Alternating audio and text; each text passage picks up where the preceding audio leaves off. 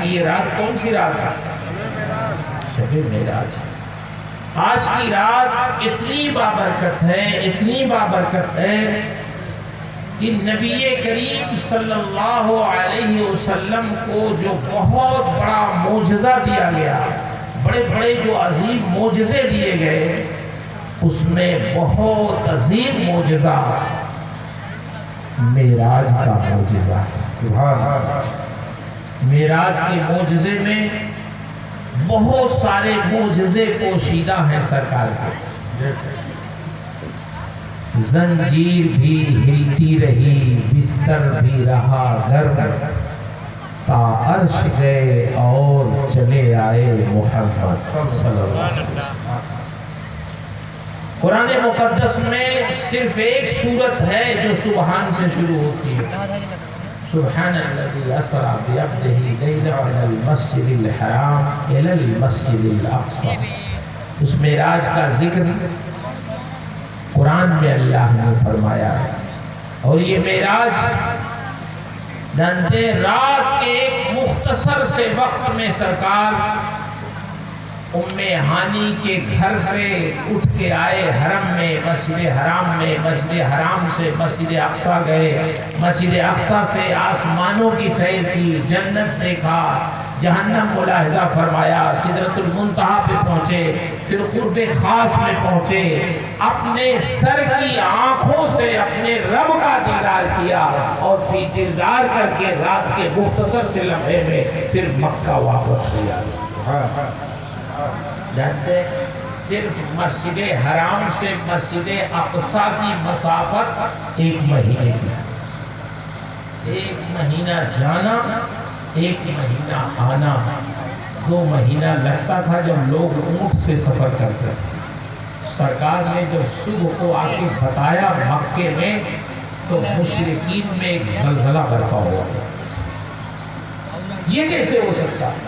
ہم لوگ تو ایک مہینے میں جاتے، اگر چھو کے بھی آنا ہو بیت المقدس کو تو ایک مہینہ جانے میں، ایک مہینہ آنے میں، 2 مہینہ لگے گا۔ اور یہ کہہ رہے رات کے حصے میں مسجد حرام سے مسجد اقصی، پھر آسمانوں، پھر جنت، پھر جہنم، پھر رب کے قرب میں، یہ کیسے ہو سکتا؟ ابو جہل کی ملاقات حضرت سیدنا ابو بکر صدیق سے ہوئی، تو ابو جہل نے کہا کہ ابو بکر یہ بتاؤ کہ ایک شخص یہ کہتا ہے کہ میں نے رات کے مختصر سے حصے میں مسجد حرام سے مسجد اقصی کی سیر کی، پھر وہاں سے آسمانوں کی سیر کی، پھر سدرہ تک گیا، رب کے قرب میں گیا، پھر واپس بھی آ گیا۔ کیا یہ ممکن ہے؟ 2 مہینے کی راہ تو آنے جانے کی صرف بیت المقدس ہے، کیا یہ ممکن ہے؟ تو حضرت ابو بکر نے فرمایا نہیں، ممکن تو نہیں، بالکل ممکن نہیں۔ تو ابو جہل نے سمجھا کہ اب یہ بہت بڑی دلیل ہمارے لیے مل گئی ہے ان کے نبی کے خلاف۔ تو ابو جہل نے کیا کہا کہ ابو بکر جانتے ہو یہ دعویٰ کون کرتے ہیں؟ یہ تمہارے رسول کرتے ہیں جن پر تم ایمان لائے۔ اب بتاؤ۔ تو حضرت ابو بکر نے فرمایا اگر ہمارے پیغمبر اس سے بھی بڑا کوئی دعویٰ کریں تب بھی یہ ممکن ہے، یہ ہو سکتا ہے۔ اگر ہمارے پیغمبر یہ کہتے ہیں تو یہ ممکن ہے، کیونکہ وہ آسمانوں کی باتیں ہمیں بتاتے ہیں تو ہم مان لیتے ہیں، یہ زمین کی بات بتا رہے ہیں تو کیوں نہیں مانیں گے؟ یہ شان تھی حضرت سیدنا ابو بکر صدیق کی، اور مومن کہتے ہی ہیں اس کو کہ جو اللہ و رسول کے فرمان کو بے چونو چرا تسلیم کر لیا۔ دیکھیے آج کل لوگ کیا کہتے ہیں نا، لاجک، اس حکم کوئی ان کو مسئلہ بتائیے، کوئی حکم بتائیے شریعت کا، تو لوگ کہتے ہیں اس کے پیچھے حکمت کیا ہے، ذرا بتائیے کیا حکمت؟ بولیے کوئی حکمت آپ کو بتائی جائے تبھی شریعت کا حکم مانیں گے؟ بولو یار، مومن کا کام ہے بغیر حکمت کے جہاں یہ سن لے کہ اللہ و رسول کا حکم ہے بس وہی سر تسلیم بولی ہونا چاہیے نہیں۔ آپ مجھے بتاؤ آپ کے گھر میں ایک نوکر رہتا ہو، شوہر بیوی دو ہی آدمی آپ لوگ رہتے ہو، ایک نوکر رہتا ہو، اسے کہو کہ جاؤ ذرا 10 کلو تم گوشت لے کے آ جاؤ خرید کے، تو نوکر یہ کہے کہ کیا کریں گے 10 کلو گوشت، دو ہی آدمی تو آپ لوگ رہتے ہیں، آدھا کلو ہی میں آپ کا کام ہو جائے، بولیے تو آپ اس کو نوکر رکھیں گے؟ بولیے تو نوکر ہے، اس کا کام ہے، آپ نے 10 کلو کہا، 20 کلو کہا، 50 کلو کہا، اس کا کام ہے خرید کے لے آئے، پیسہ لے جا کے لے۔ اگر وہ کہے نہیں، جب تک آپ سمجھائیں گے نہیں کہ 10 کلو کریں گے کیا، اس کی حکمت کیا ہے، اس کا مقصد کیا ہے، تب میں خرید کے لاؤں گا، تو ایسے شخص کو کوئی نوکر رکھے گا؟ بولو آپ کہو گے بھائی تم میرے نوکر ہو، نوکری کرتے ہو، جو میں کہوں وہ مانو، میں کیا کروں گا کیا نہیں کروں گا یہ تمہارا کام نہیں ہے، تمہارا کام ہے میرا حکم ماننا۔ بولو میرے بھائی، نوکر تو نوکر ہوتا ہے، وہ بھی چونو چرا کرے تو آپ اس کو نوکری پہ نہیں رکھتے، مگر ہم لوگ اللہ کے بندے ہیں، بندے کا مرتبہ یہ نوکر سے بھی زیادہ کمتر ہوتا ہے اللہ کی بارگاہ میں۔ کیوں؟ نوکر اور مالک میں کیسا بھی رشتہ ہو، لیکن وہ اپنے مالک کے سامنے اپنی پیشانی نہیں جھکاتا، مگر بندے کا حال یہ ہے کہ وہ اپنے رب کا حکم تو مانتا ہی ہے، اپنی پیشانی بھی اپنے رب کی بارگاہ میں جھکاتا ہے۔ تو جب ایک نوکر کو حق نہیں ہے کہ وہ پوچھے کہ کیوں حکم آپ دے رہے ہیں، اس کا مقصد کیا ہے، مقصد پوچھنے کی اس کی ضرورت نہیں ہے، تو بندے کو کیا ضرورت ہے کہ یہ پوچھے کہ اس حکم کا مقصد کیا ہے۔ اس کے سامنے جب یہ کہا جائے کہ اللہ کا حکم ہے، اللہ کے رسول کا حکم ہے، تو اس کو اپنا سر تسلیم خم کر دینا چاہیے۔ بولیے بات سمجھ میں آ رہی ہے؟ میں اس کو اور سمجھا دوں تو شاید آپ سمجھ جائیں، یہ سب تمہید ہے۔ حضرت ابراہیم علیہ السلام کو خواب میں اللہ نے دکھایا کہ آپ اپنے فرزند کو قربان کر دو، حضرت اسماعیل کو قربان کر دو۔ بڑھاپے میں پیدا ہوئے تھے، اور بڑھاپے میں جو اولاد پیدا ہوتی ہے کتنی محبوب ہوتی ہے۔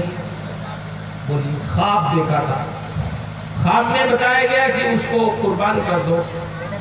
عقل کیا کہتی ہے؟ کہیں بیٹے کو قربان کیا جاتا ہے؟ بولیے بیٹے کو نہیں قربان کیا، عقل تو یہی کہتی ہے کہ بیٹے کو نہیں قربان کرنا، وہ بھی خواب میں۔ خواب میں تو معلوم نہیں آدمی کیا کیا دیکھتا ہے، کبھی دیکھتا ہے میں ہوا میں اڑ رہا ہوں، کبھی شیر سے لڑ رہا ہوں، کبھی اور کچھ کر رہا ہوں۔ خواب کی کیا حقیقت ہوتی ہے؟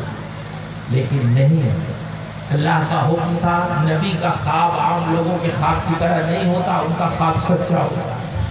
اللہ نے کہا اپنے بیٹے کو قربان کر دو، تو آپ نے اپنے بیٹے سے فرمایا کہ بیٹے اللہ کا حکم ہے کہ میں تمہیں قربان کر دوں اللہ کی راہ میں، فانظر ماذا ترى، تو تم بتاؤ کہ تمہارا کیا خیال ہے، تم قربان ہونا چاہتے ہو کہ نہیں ہونا چاہتے؟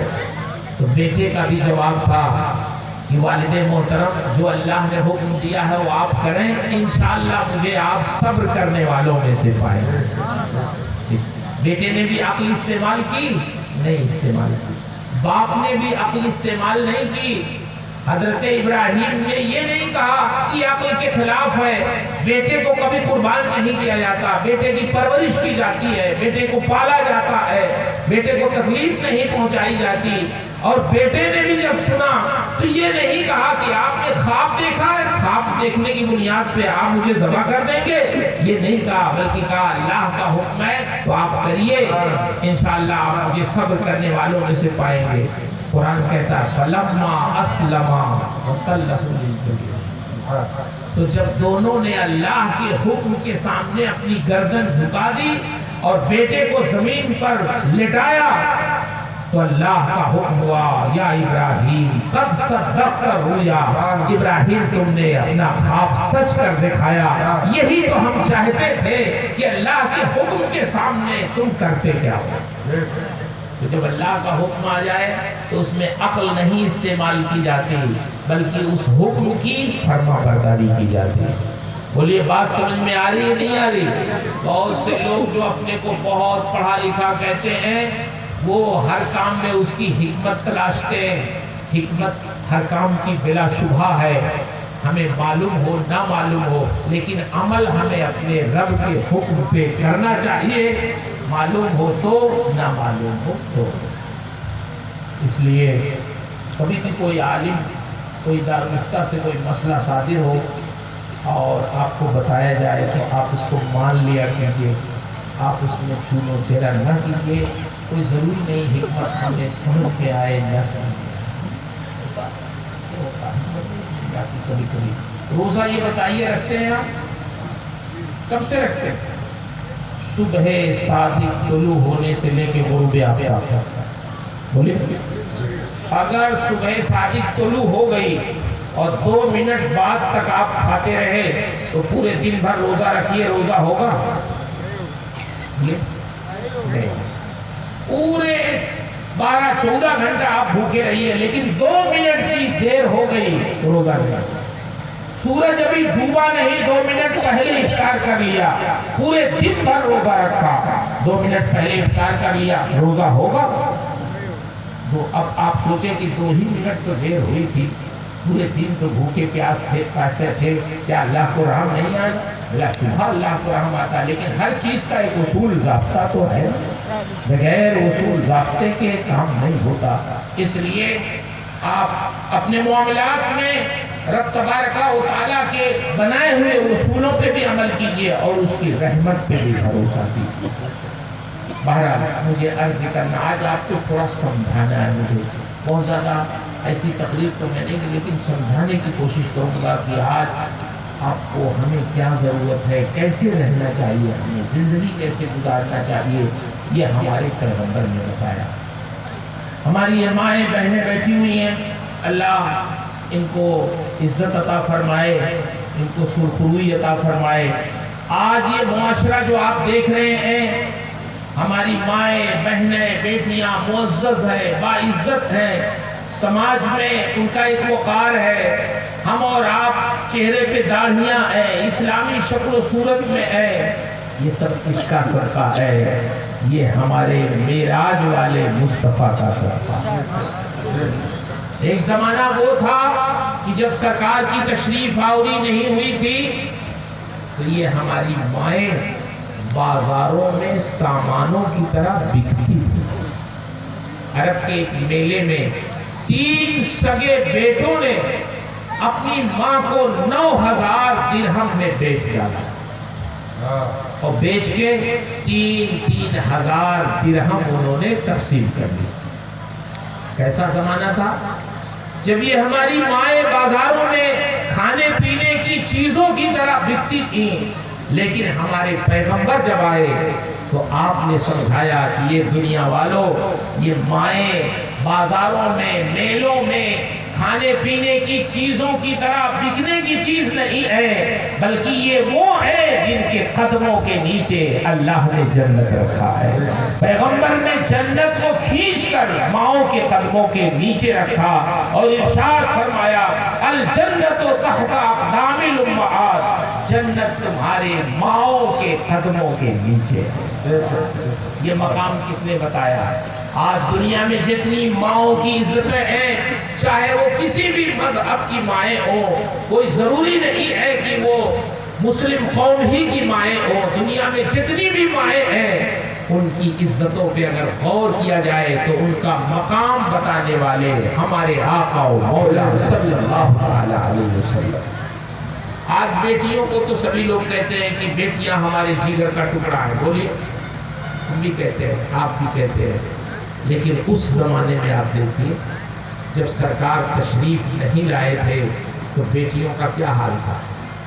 اگر بیٹی پیدا ہوتی تو پیدا ہوتے ہی باپ اس کا گلا دبا دیتے، اور اگر وہ بچ گئی، بڑی ہو گئی، تو باپ موقع تلاش کر گڈھا کھود کر زندہ اسے دفن کر دیتا تھا۔ آپ بتاؤ کیسا زمانہ تھا جب لوگ اپنے ہاتھوں سے اپنی بیٹیوں کو زندہ دفن کر دیتے تھے۔ اور افسوس کی بات یہ ہے کہ کوئی ان کے خلاف صدائے احتجاج بھی بلند کرنے والا نہیں تھا، کوئی یہ بھی نہیں کہنے والا تھا تم غلط کر رہے ہو۔ مجلسوں میں وہ برملا اعلان کرتا کہ میں نے اپنے ان ہاتھوں سے اپنی اتنی بیٹیوں کو زندہ دفن کیا ہے، لوگ خوش ہوتے، وہ واہ واہی کرتے اس کی، اور وہ بڑے فخر سے بیان کرتا۔ لیکن ایسے عالم میں پیغمبر نے فرمایا کہ یہ لوگوں، یہ بیٹیاں دفن کیے جانے کے قابل نہیں ہیں، فاطمہ میری بیٹی ہے اور میرے جگر کا ٹکڑا ہے، اسے دفن نہ کرو، اسے عزت دو۔ کہیں باہر سے تم آؤ اور تمہارے گھر میں اگر بچوں کے ہاتھ اٹھیں تو ان میں پہلے یہ دیکھو کہ اٹھنے والے ہاتھوں میں بچی کا ہاتھ کون ہے۔ سب سے پہلے کوئی چیز دینا ہو تو بچیوں کے ہاتھوں میں دو، پھر اپنے بیٹوں کے ہاتھوں میں۔ پیغمبر نے بچیوں کا ایسا اعزاز فرمایا کہ ارشاد فرمایا جس خوش نصیب کے 2 بیٹیاں ہوں وہ اچھی طرح ان کی تربیت کرے، پرورش کرے، پھر جب بالغ ہو جائے تو ان کی شادی کر دے۔ تو سرکار فرماتے ہیں میں اور اس بچی کے ماں باپ جنت میں ایسے ہی رہیں گے جیسے یہ میرے دونوں انگلیاں ساتھ۔ یہ فضیلت سرکار نے بتائی۔ اب آج آپ دیکھیں کیا حال ہے، ایک 70 سالہ بوڑھا آدمی وہ رکشہ چلاتا، 70 سال کا بوڑھا رکشہ چلاتا، وہ اپنے پیٹھ پہ بوری ڈھوتا، وہ مزدوری کرتا۔ جب اس سے پوچھتے ہیں بڑے میاں آپ کتنی عمر کے ہیں، وہ کہتے ہیں مولوی صاحب 70 سال کا میں ہوں۔ آپ کی عمر رکشہ چلانے کی نہیں ہے، آپ کی عمر بوری ڈھونے کی نہیں ہے۔ اس عمر میں آپ رکشہ کیوں چلا رہے ہیں، اس عمر میں آپ بوری کیوں ڈھو رہے ہیں، کیا بات ہے؟ تو وہ بوڑھا شخص جانتے ہیں اپنی ایک انگلی اٹھا دیتا ہے اور کہتا ہے مولانا صاحب ایک بیٹی شادی کے لیے رہ گئی ہے، اسی کی شادی کے لیے میں رکشہ چلا رہا ہوں، میں پوری ہو رہا ہوں۔ اللہ اکبر۔ کل وہ باپ جو اپنی بیٹی کو اپنے ہاتھوں سے دفن کر دیتا تھا، آج وہی باپ بڑھاپے میں 70 سال کی عمر میں اپنی بیٹی کی شادی کے لیے رکشہ چلانے میں خوشی محسوس کر رہا ہے، بوری ڈھونے میں خوشی محسوس کر رہا ہے۔ یہ کس کا صدقہ ہے؟ یہ ہمارے پیغمبر کی آمد کا صدقہ ہے، ہمارے نبی کی آمد کا صدقہ ہے۔ یہ سب کچھ انقلاب لایا ہوا ہمارے پیغمبر اسلام کا ہے، جن کی مجلس میں آپ اور ہم بیٹھے ہوئے۔ بولیے بات سمجھ میں آ رہی ہے نہیں آ رہی؟ اس لیے آج ہم جس شکل و صورت میں یہاں ہیں یہ سب صدقہ ہے ہمارے پیغمبر کا۔ آج ہم اپنی ماؤں کا احترام کرتے ہیں، اپنے باپ کا احترام کرتے ہیں، اپنی بچیوں کا کو اعزاز دیتے ہیں۔ یہ سب کچھ کس نے ہمیں سکھایا ہے؟ یہ ہمارے پیغمبر نے ہمیں سکھایا ہے۔ آج دیکھیے آپ کی ہماری کوتاہیوں کی بنیاد پر حکومت نے قانون بھی بنایا طلاق کا، سنا ہوگا آپ نے کتنی آہویلا مچی۔ آج بھی ہمارے نوجوان ایک ساتھ 3 طلاق دیتے ہیں، دیتے نہیں دیتے ہیں غصے میں، ابھی بھی دیتے ہیں۔ دارالفتہ میں آتا ہے مسائل ابھی بھی آتا ہے۔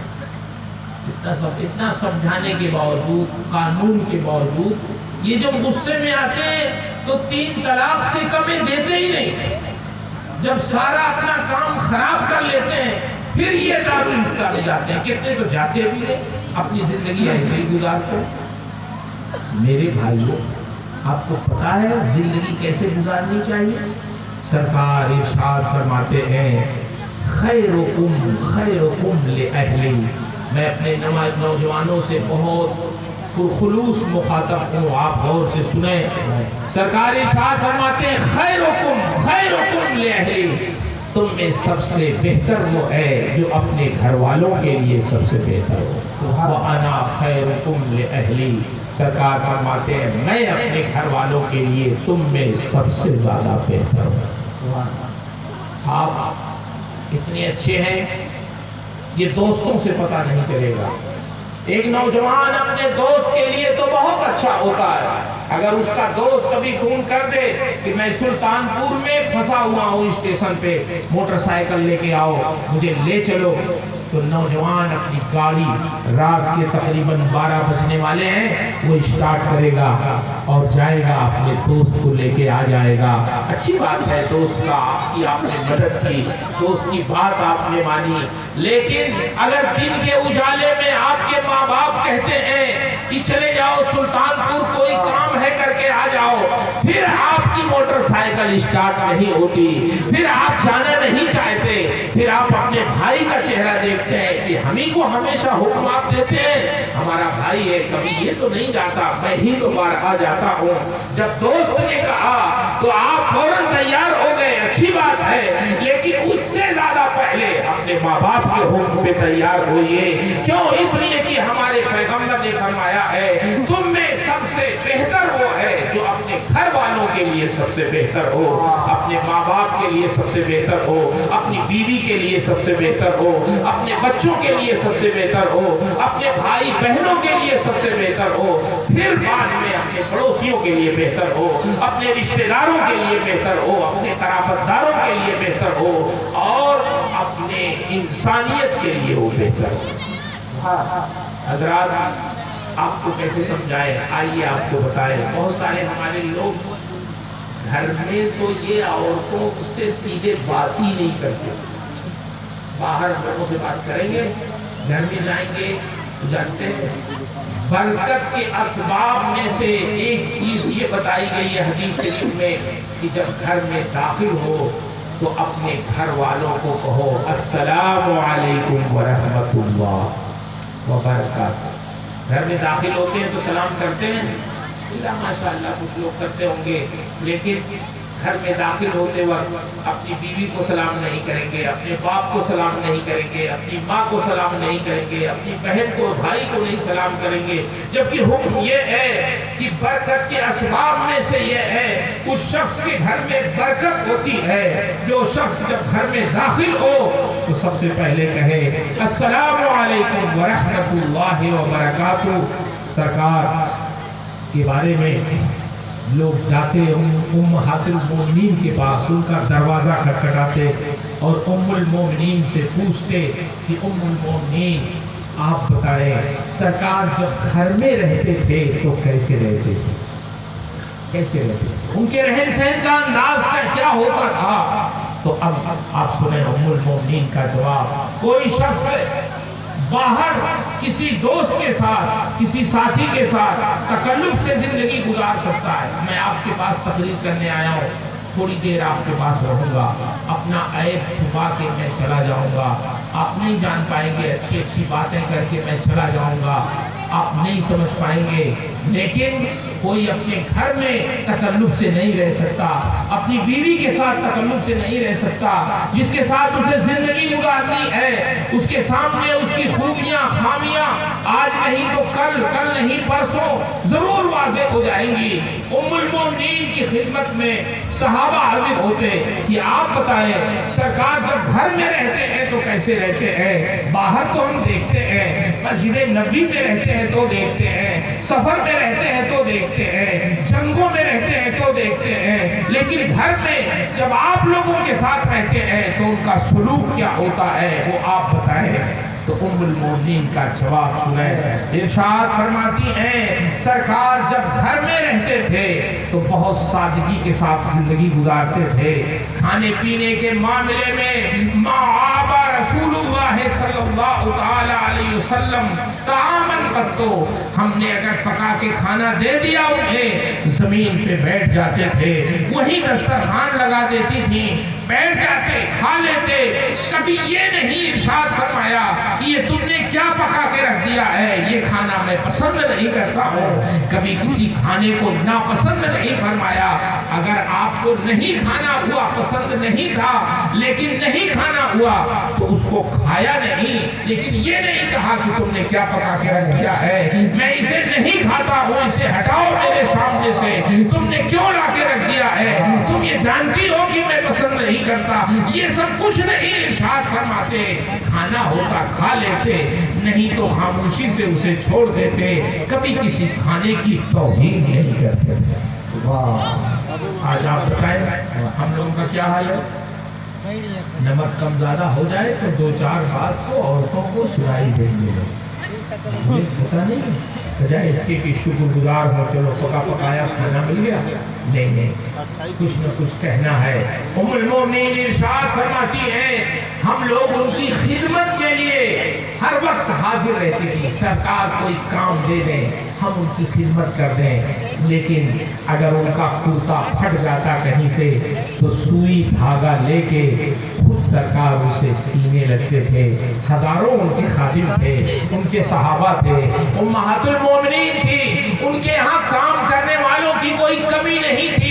लोग उनकी खिदमत को सआदतमंदी समझते थे, लेकिन सरकार अपना काम खुद से अंजाम देना पसंद करते थे, अपना काम खुद से करने लगते।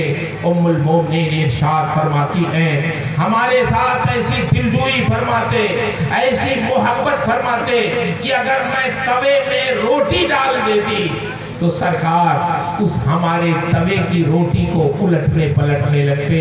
हम खूब समझती थी ये सरकार का काम नहीं है, सरकार हमारे तवे की रोटी उलटने पलटने के लिए तशरीफ नहीं लाए हैं। आपका काम तो गुमराहों को राहे रास्त पे लाना है, दीन के रास्ते पे लाना है, दीन की राह दिखाना है। लेकिन ये भी हम समझती थी कि घर में सरकार ये सब इसलिए कर रहे हैं ताकि हमारी दिलजोई हो जाए और उम्मत की तालीम हो जाए कि तुम्हारे पैगंबर घर में कैसे रहते हैं, तुम भी अपने घरों में इसी तरह अपने माँ बाप की, अपने बीवी बच्चों की दिलजोई करो ताकि उन्हें तुमसे मोहब्बत हो, तुम्हारे अंदर कोई इख्तिलाफ ना हो। उम्मुल मोमिनीन इरशाद फरमाती है, अगर प्याले से मुंह लगा के मैं पानी पी लेती तो सरकार मुझसे कहते, हदीस शरीफ में आया है कि एक बार उम्मुल मोमिनीन ने प्याला उठाया, पानी भरा और उसमें से कुछ पीना शुरू किया। सरकार ने इरशाद फरमाया, आयशा सारा पानी तुम ही पी डालोगी कि कुछ उसमें से तुम बचाओगी? उम्मुल मोमिनीन फरमाती है, मैंने रोक दिया, पानी उसमें कुछ रह गया था, मैंने पेश किया प्याला, सरकार ने वो प्याला लिया और फिर उसे अपने लम्हाए मुबारक तक ले जाना चाहा, पीने के लिए रुक गए। इरशाद फरमाते हैं, आयशा तुम मुझे बताओ कि तुमने अपने होंठ कहाँ से लगा के पिए हैं, मैं भी वहीं से पीना चाहता हूँ जहाँ से तुमने पिया है। आप मुझे बताओ, अगर कोई शौहर इस तरह अपनी बीवी के साथ रवादारी करे तो क्या कभी तलाक की नौबत आएगी, कभी मारपीट की नौबत आएगी, कभी दो खानदानों में मुकदमा बाजी की नौबत आएगी? आज तलाक की इतनी शरह जो हो रही है, मारपीट हो रही है शौहर बीवी में, इख्तिलाफात जो हो रहे हैं, मुकदमा बाजी जो हो रही है, ये सिर्फ इसलिए हो रही है कि हमने अपने नबी की सुन्नत छोड़ दी है, अपने नबी का तरीका छोड़ दिया है, अपने दीन के तौर तरीके छोड़ दिए हैं। हम अपने मिजाज के मुताबिक जिंदगी गुजारना चाहते हैं, अपनी तबीयत के मुताबिक हमें जिंदगी नहीं गुजारना है, अपने नबी की शरीयत के मुताबिक जिंदगी गुजारना है। बोलिए बात समझ में आ रही है, नहीं आ रही? इसलिए मेरे भाइयों, सबसे पहले अपने घर के अंदर निगाह रखो कि हमें घर वालों के साथ कैसा सलूक करना। भाई हैं, बहनें हैं, बहनों के साथ तो सलूक ऐसा होता है कि हम लोग फोन भी नहीं कर पाते, उनको करते हैं, कितने दिन पे फोन करते हैं, अल्लाह अकबर, गुजर जाते हैं महीनों, कभी फोन नहीं कर पाते। क्यों नहीं कर पाते? कितने मसरूफ हम लोग हो गए हैं। अब तो सहूलियात भी है फोन की, आप 1 मिनट में गुफ्तगू कर सकते हैं, खैरियत पूछ सकते हैं, अपने रिश्तेदारों को पाबंदी से फोन लगा के उनकी खैरियत पूछा करो, कभी कभी रिश्तेदारों के वहां जाया करो, कभी कभी कोई रिश्तेदार बहुत मुश्किल में होता है, आप नहीं फोन करते, आप नहीं आते जाते, उसकी मुश्किलात का पता नहीं चल पाता, ना आप कोई मदद हम कर पाते हैं और ना ही उसकी खबरगिरी कर पाते हैं। अल्लाह के रसूल सल्लल्लाहु अलैहि वसल्लम इरशाद फरमाते हैं कि अल्लाह के रसूल फरमाते हैं कि जो शख्स ये चाहता है कि उसकी उम्र में बरकत हो जाए, उसकी रोजी में बरकत हो जाए, तो वो 2 काम करे। 2 काम कौन करे? क्या करे भाई? कौन नहीं चाहता कि हमारी उम्र में बरकत हो, बढ़ जाए उम्र और रोजी बढ़ जाए? सब लोग ये चाहते हैं। तो अगर ये चाहते हैं کہ ہماری عمر میں برکت ہو جائے، ہماری روزی میں برکت ہو جائے، تو سرکار فرماتے ہیں دو کام کرو، ایک تو اپنے ماں باپ کے ساتھ حسن سلوک کرو، ایک اپنے رشتہ داروں کے ساتھ حسن سلوک کرو۔ جو شخص اپنے ماں باپ کے ساتھ حسن سلوک کرتا ہے، اپنے رشتہ داروں کے ساتھ حسن سلوک کرتا ہے، اللہ اس کی عمر میں بھی برکت عطا فرماتا ہے، اس کی روزی میں بھی برکت عطا فرماتا ہے۔ یہ نسخہ ہمارے پیغمبر نے دیا ہے۔ اس لیے اس مصروف ترین زمانے میں صرف